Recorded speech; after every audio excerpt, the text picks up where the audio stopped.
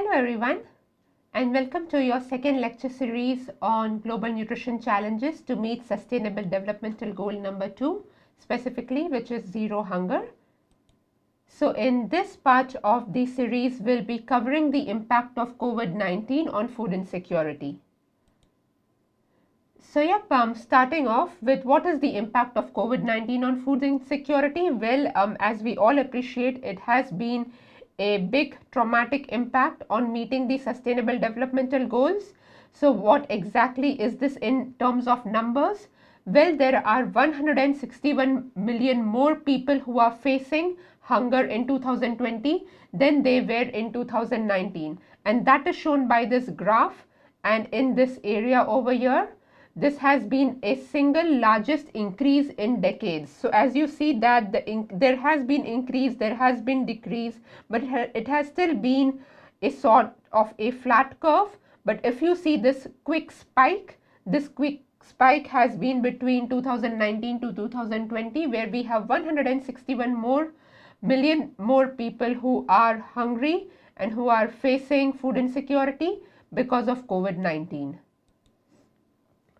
Then what does this look in terms of countries? More than half of the people in the world who are affected by hunger, predominantly they are in Asia and they are in Africa. If you look at the pie chart over here, in Asia you have 418 million people who are affected by hunger and food insecurity, and Africa also being in the second in the run, which is 282 million people who are affected by food insecurity secondary to COVID-19. And I found this research paper which very clearly explains the impact of COVID-19 on household food insecurity. So if you look at this graph, if you look over here, that for example, when you have Nigeria, in Nigeria, the percentage of households that were facing food insecurity, moderate to severe food insecurity, they were 51%. This is pre-COVID time, which is before 2019, and then post-COVID time, they are facing, and the data was collected in 2020, June and July 2020, the 51% of households that were facing food insecurity. Now this percentage has increased to 77% and 68% in June and August of 2020. So this graph, this table clearly shows you the severity of COVID-19 and how it has impacted food insecurity. And for example, if you take Kenya, it's the same. The figures have only risen in the time from 50% to 88%. For example, in Bangladesh, you only had 6% in 2017 to 2019, but now this is 36% in the data which was collected in May, June 2020. And this tells you the level of food insecurity that the households are facing as well. And all of these references, students, they are present at the end of the presentation, and I always also write extra notes in the footnote section of my presentation. So because you will be having the original PowerPoint slides, please do look at the footnote sections if you want additional information, because as and when possible, that's a practice which I have in my lecture, that I put extra tidbits of information in the footnote section just as an FYI. To help you with your learning. So this is just a tip that I wanted to share, that that's one of my lecturing style, where I add in extra information for students understanding in the footnote section. Alright, so this talks about household level food insecurity and COVID-19. Now we look at the impact of COVID-19 and food insecurity on food prices. Well, first and foremost, as you will appreciate that yes, the cost of healthy diets because of COVID has increased, and the income inequality obviously has increased as well, and this has left around 3 billion people in the world who are unable to afford a healthy diet in 2019, which is approximately 41.9% of people in the world, and that's why I have made it red over here. Sorry that these are really tiny figures to read, but the references are there at the bottom of the slides and at the back at the final page of the presentation. So you will be having references to all of this in case if you want to look at this in a bit more detail. Alright, but yes, so this says the table basically says that you have 3 billion people in the world who are unable to afford healthy diets, which is approximately 41.9% of the population, which is really close to half of the world's population. And the cost in increase has been around 7.9%. So there has the cost of affording a healthy diet has increased to 7.9%, which is nearly 8% rise in cost of affording a healthy diet, and this is US dollars per person per day. So yes, the cost of healthy diets has gone up as well. Alright, so this is, as you see, the depreciating impact of COVID-19 on household prices and food insecurity. Then we have, in terms of nutrition intervention, what has been the impact of COVID-19? Well, approximately all of the countries, which is nearly 90% of the countries, which is 122 countries of the 135 countries from which the data was available, they have shown and they have indicated that there has been a significant change, and this change is not positive. There has been a significant depreciation in the coverage of nutrition services, nutrition interventions that these countries were offering to their population, to their people before COVID-19. Alright, so this is the data which was gathered in August 2020. So overall there has been a decline by 40% in the essential nutrition services that were offered, and there has been at least a drop of 50% or more in one of the nutrition interventions that were offered by countries to their people. Alright, and the biggest impact, the biggest hit has been to Africa and Asia, where there has been the largest drop of essential nutrition services, which is 27% and 49% respectively in Africa and Asia. In this figure, students, I just want you to pay attention to this thick red line over here, this one where I am indicating with my scroll. Alright, so basically this is figure indicates that the nutrition program that are offered in schools, they have seen the most severe drop in the services that they could provide in terms of nutrition intervention. For instance, I'll share an example of my own country, India. So the biggest impact has been on the midday meals that were delivered by governmental schools to the children. So midday meal is a service where the school children, if they go to school, they get to eat lunch for free, which is the midday meal, the lunch for free, and the lunch is supposed to be nutritionally balanced and healthy. Therefore, the children are having at least one meal in the day which is nutritionally balanced and healthy. And governmental schools in India are attended by children of the lower socioeconomic strata, and a lot of children, they attend the governmental schools because of the meal they receive, and for many of these children this could be the only meal they receive in the day, the midday meal. And now imagine the adversity of COVID-19. When COVID-19 impacted, the schools got shut down, and therefore the midday meals were stopped, and this, as you can now connect the dots, can lead to food insecurity, can lead to increase in hunger and starvation and malnutrition.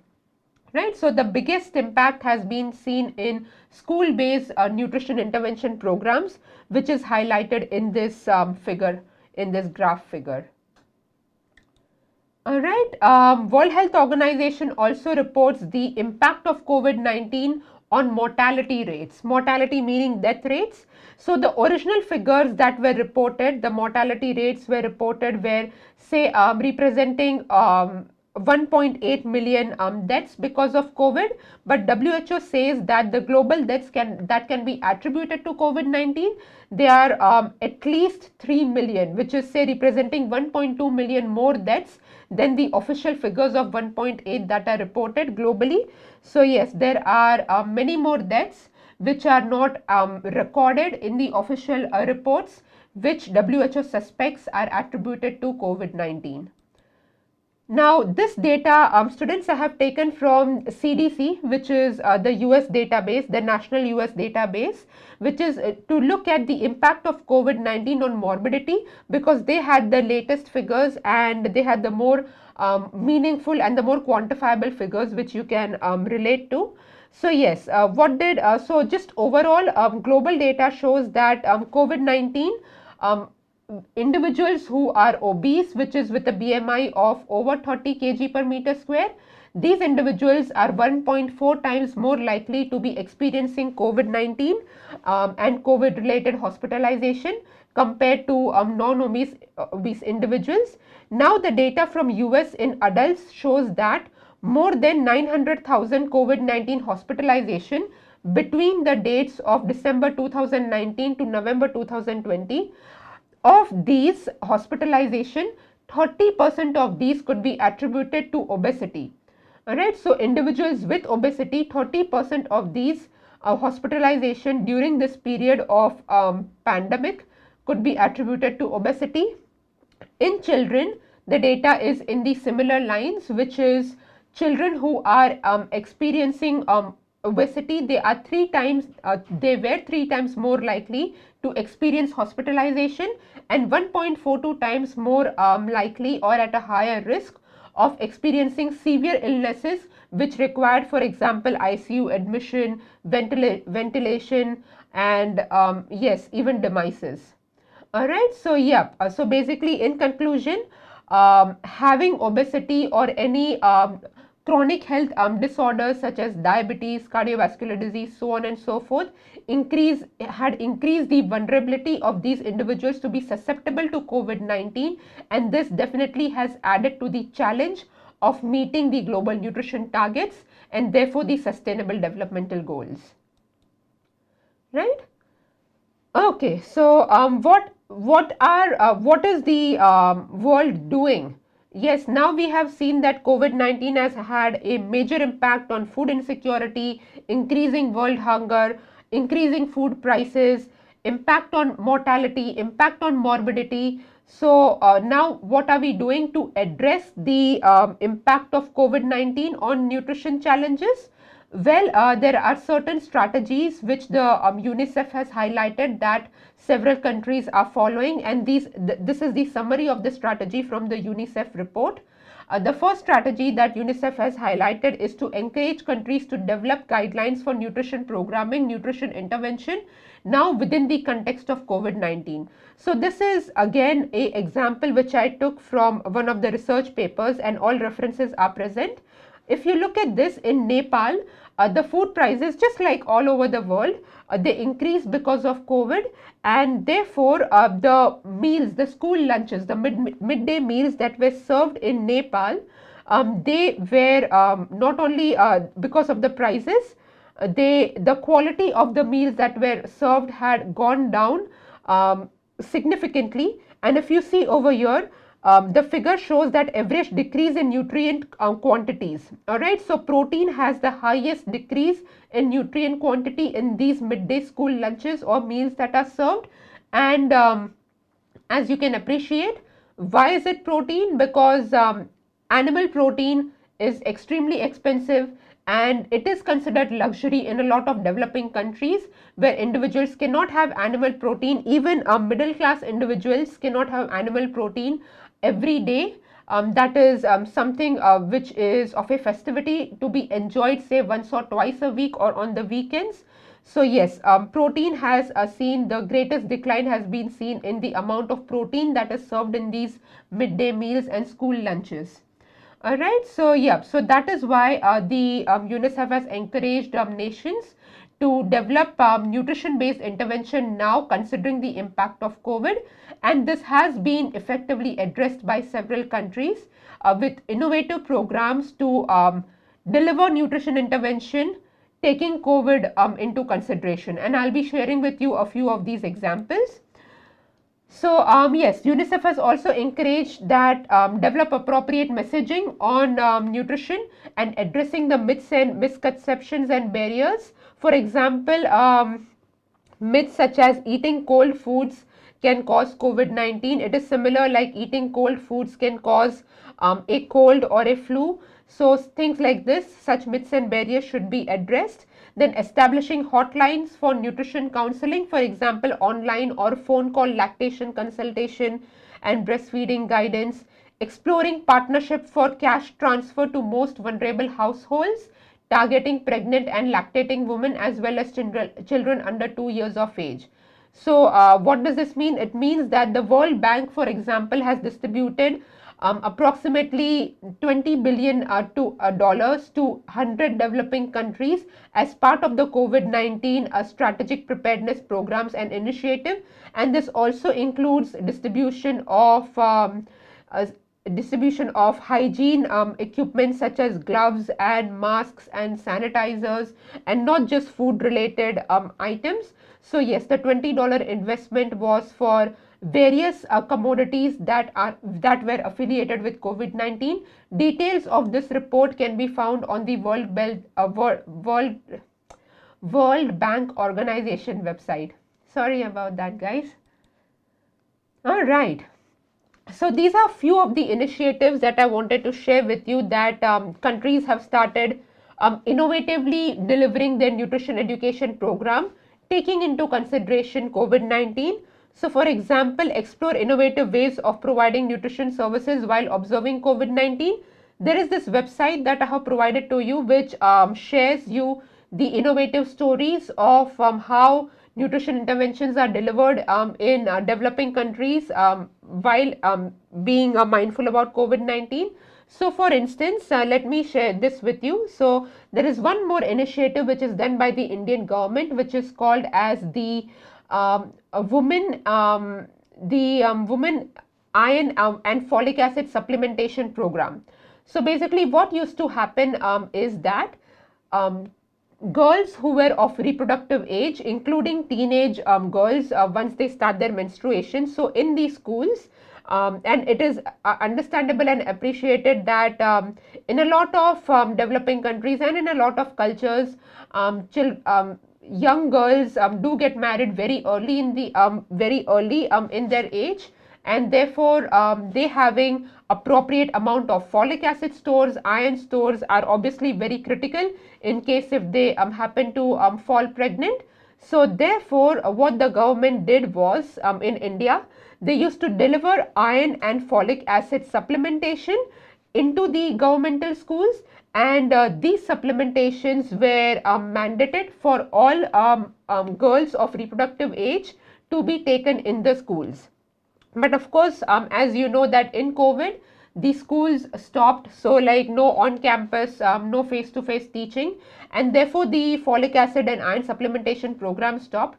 But then what the government did was train community workers to be well protected with masks and yes, sanitizers and all.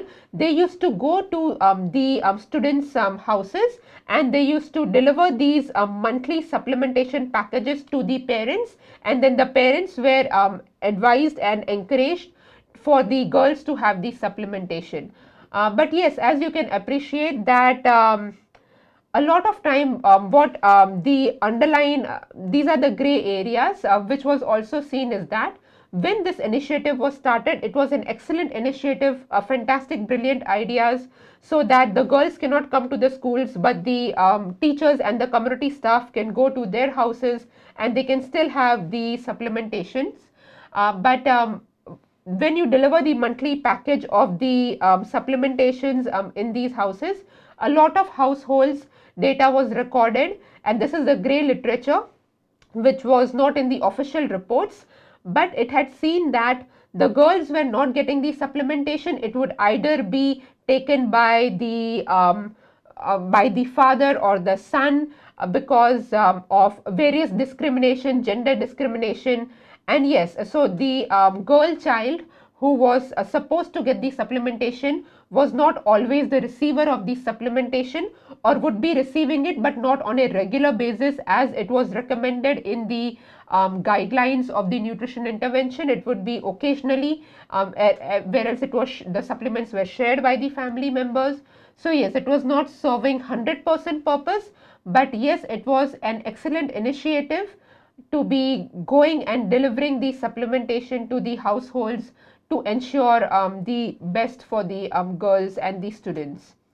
Alright, the second initiative similarly was to develop comprehensive nutrition emergency response plan, which is to make available the ready to eat therapeutic food to address SAMs. So I'm not sure how many of you know about the ready to eat therapeutic food.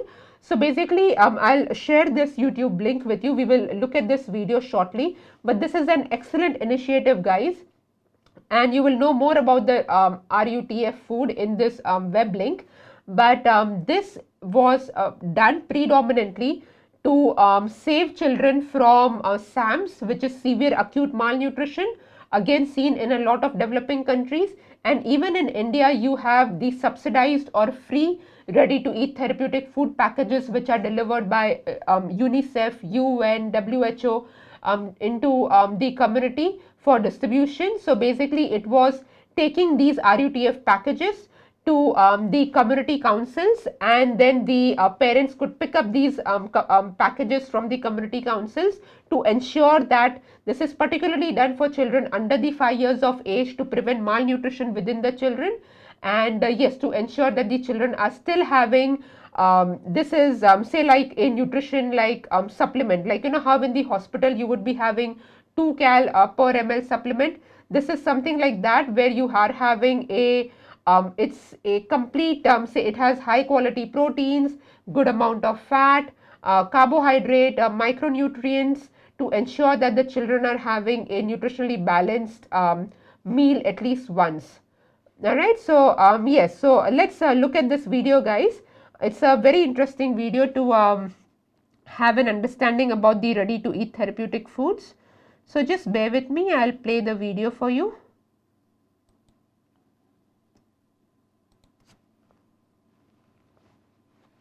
Food for Famine Society saves the lives of countless malnourished children under 5 all over the world by giving them ready-to-use therapeutic food, also known as RUTF. RUTF is a ready-to-eat vitamin-enriched peanut paste containing all the nutrients a young child needs. In 2008, Maria from Langley, BC, Canada, watched a news story about malnutrition. She learned that one child under 5 years old dies every 4 seconds. She was appalled at this waste of precious young lives, but then she learned about the solution, ready-to-use therapeutic food. Maria got excited. A ray of hope. How could I help, she asked. She knew she wanted to do more than just donate money. So a year later, she founded Food for Famine Society. Since its humble beginnings, Food for Famine has delivered thousands of kilograms of RUTF, saving the lives of countless children. It comes in a squeeze packet, easy for a mother to open and easy for a child to eat. All it takes is 3 squeeze packets a day for 4 to 6 weeks to save the life of a child. It needs no water, refrigeration, or preparation. Each packet contains the nutritional value of half a chicken breast, a bunch of spinach, 9 asparagus spears, 3 cups of milk, half a cup of olive oil, 1/3 of a stick of butter, 2 hamburger patties, 1 orange, and 1.5 carrots. Plus, it tastes good, just like sweetened peanut butter. Here's a simple equation. 1 box of RUTF equals the life of 1 child. Here's how you can help. Do it.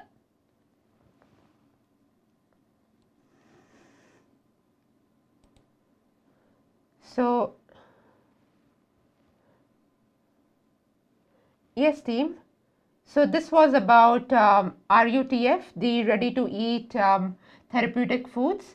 And this is an excellent initiative, and this is widely accepted in a lot of developing countries, and including in India. I have worked with the RUTF, where we have supported a lot of mothers and children in the slums of Mumbai to ensure that their children are well nourished with the RUTF supplement foods. So I hope this was a good introduction to RUTF for all of you. The other initiative for which I would love to show you a video as well is that the government should consider scaling up the integrated management of acute malnutrition. So it's called as IMAM program to address both the existing and growing burden of wasting. So basically one of the examples in this IMAM initiative was to teach mothers how to screen for malnutrition themselves on their children when they are at home, which is essentially to teach them how to use the mid arm circumference. Alright, so this was the main thing which was taught to mothers, because it is such a simple and an easy skill that each mother can learn and can use it to see if their children are well nourished or moderately malnourished, severely malnourished, and therefore they can call for further action and intervention. So this is an excellent second initiative which I would love to share with you, which was done keeping COVID into consideration as to how do we reach nutrition to the population in need, irrespective of the COVID conditions. So bear with me again, team. I'll just share the video with you.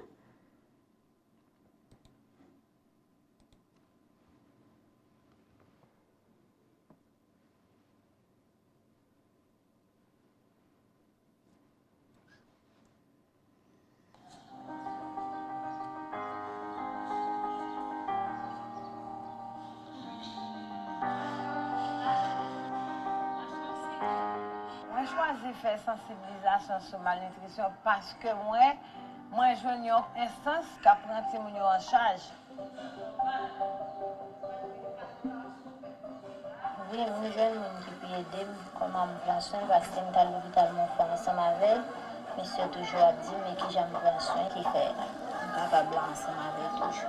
Li fè malnutrition. Li son si mwen yon paket bouton sou pou koy, pa fò irite la pil bouton mwen ke sou koy.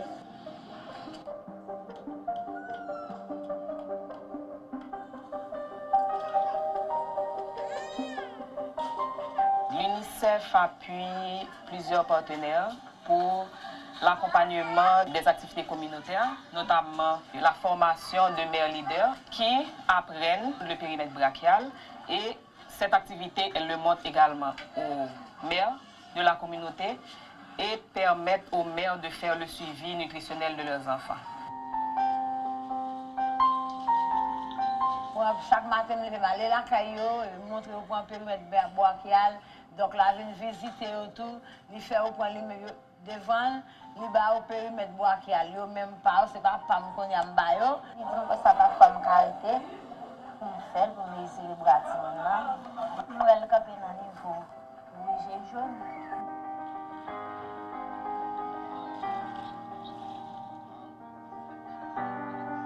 Les familles vivent principalement de la pêche, mais ils n'ont que cette seule source d'entrée. Les pères priorisent la vente. Donc, ce poisson n'est pas utilisé en réalité là à la maison. Donc, ce poisson est vendu et pour les dépenses courantes de la famille.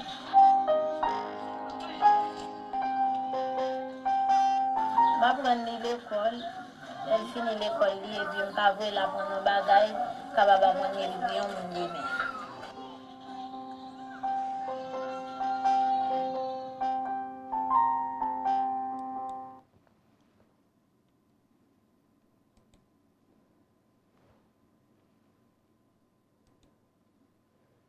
So yes team, as you can see that in this video we saw three things. You must have noted the red and white RUTF packages. So yes, in the first video we saw that you have various private NGO organizations as well who are supporting the distribution of RUTF packages in developing countries, and you also have bigger organization, international level organizations such as UNICEF, which are supporting the distribution of RUTF, and it is reaching the desired and the needed audience. Secondly, you also saw the teaching of mid upper arm circumference, because yes, that is such a basic and such an easy skill to teach mothers and families to monitor their children's nutrition growth, and if they are at risk of malnutrition, and if they are, they then can call the community support worker who can then take the case further. So that is how the chain of action happens in most of the developing countries, and at least in India where I have worked in the area of undernutrition and malnutrition. And thirdly, if you have noted, a social cause that was shared in the video was about this was a village where fishing was the main source of earning income and sustainability, and the families prioritize selling the fish to get say money and to sustain, rather than feeding their own children with the fish. And you absolutely cannot condemn them or judge them for their action, because when you see reality and when you see this in practice, the social scenario is quite debilitating, and it's quite it is something where it requires a lot of attention, and you can't point fingers as to this is wrong or right. It is about their sustenance. And this is similarly what we saw in the iron and folic acid program in India, where the supplements were distributed to the family members for various reasons. Some of the reasons which were not very comfortable with us, such as gender discrimination, but the others were with a very good and a positive intention that, oh, now we have this supplementation, let the entire family be healthy. So yes, their intentions were also positive at the same time for a lot of other families. So it's a complex web of socio-ecological issues that are interplaying, while yes, you are trying to deliver interventions in societies which have a lot of challenges. But basically what I'm trying to say is that when you're working with vulnerable populations, with vulnerable groups and vulnerable societies, you cannot just have your nutrition hat on and say this is right and wrong. You need to have a empathetic side to understand what is happening and see things from their eyes and their light to actually make a difference in their societies. So yes, and this would all make more sense when you go out in the field and you actually start working. And hopefully some of you have the opportunities to work not only in developed nations like Australia, which is fantastic, but you even get to see the other side of the world, which really makes you a very well-rounded and a very grounded dietitian, because you have seen the pros and cons of both sides of the coin, which really gives you a stronger perspective in your practice and in your research. So I hope this has been helpful, guys. So yeah, that's about me from this lecture series, which is focusing on COVID-19 and its impact on food insecurity. And I'll see you in the next one shortly. Thank you.